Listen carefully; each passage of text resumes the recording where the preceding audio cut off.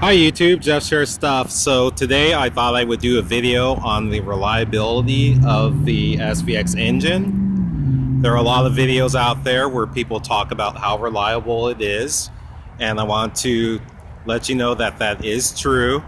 Today I'm going to show you all the receipts for the repairs I had done in 2017.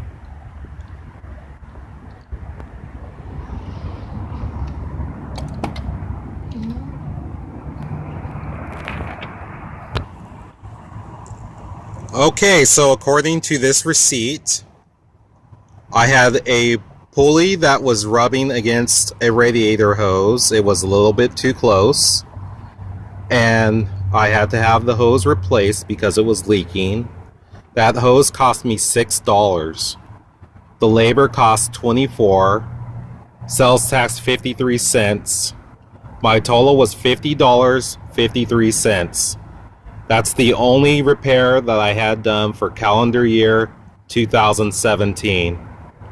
Never in my wildest dreams did I imagine a Vanagon could be this reliable.